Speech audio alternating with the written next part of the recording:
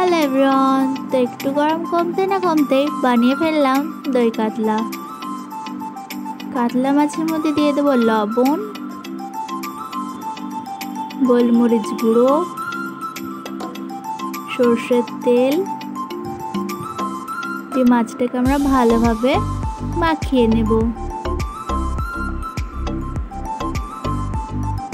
তো মাছটাকে ভালোভাবে মাখানো হয়ে গেলে আমরা 1 ঘন্টার জন্যে ফ্রিজের মধ্যে রেখে দেব। তারপর একটা কড়াইয়ে তেল দিয়ে তেলটাকে ভালোভাবে গরম করে নেব।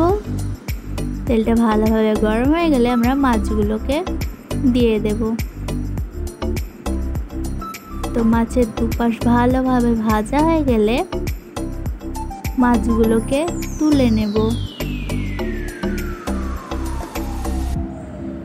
তো দেখো এখানে আমার সমস্ত মাছগুলো ভাজা হয়ে গিয়েছে।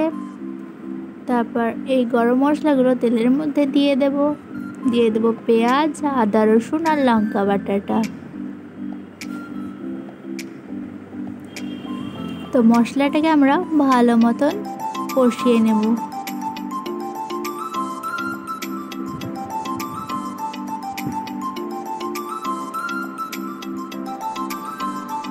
তারপর দিয়ে দেবো স্বাদ মতন লবণ, জিরে গুঁড়ো, ধনে গুঁড়ো দিয়ে আবার মশলাটাকে কিছুক্ষণ কষাবো।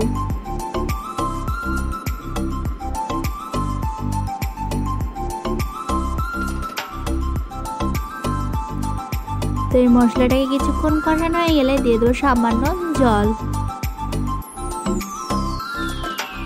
তো জলটা দিয়ে মশলাটাকে আবার কিছুক্ষণ কষিয়ে নেব। আর এই রান্নাটাতে যত মশলা কষানো যাবে তত ভালো হবে। তারপর দিয়ে দেবো ফেটে রাখা টক দইটা। তো টক দইটা দিয়ে বেশ কিছুক্ষণ এইভাবে নাড়তে থাকবো যাতে দইটা কেটে না যায়।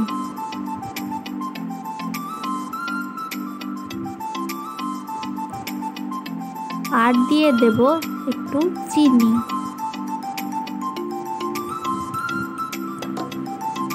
টক দইটা দেওয়ার পর মশলাটাকে ভালোভাবে কিছুক্ষণ কষিয়ে নিতে হবে।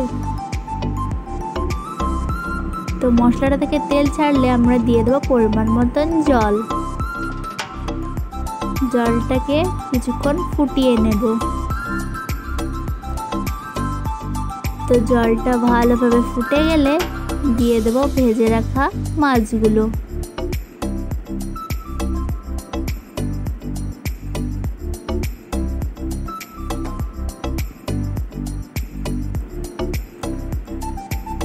তো মাছগুলোকে দিয়ে 8-2 মিনিট মতন ফুটিয়ে নেব।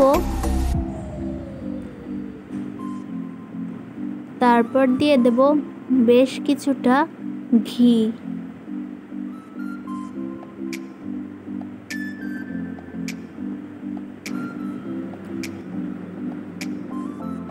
দিয়ে দেব গরম মশলা গুঁড়ো, দিয়ে দেব বেরেস্তা করে রাখা পেঁয়াজগুলো, আর দিয়ে দেব কিছুটা কিশমিশ। তাহলেই তৈরি আমাদের দই কাতলা। তো দই কাতলাটা তো অনেক মজার হয়েছিল। আর ভিডিওটা ভালো লাগলে লাইক, কমেন্ট, শেয়ার করে চ্যানেলটাকে সাবস্ক্রাইব করতে ভুলো না।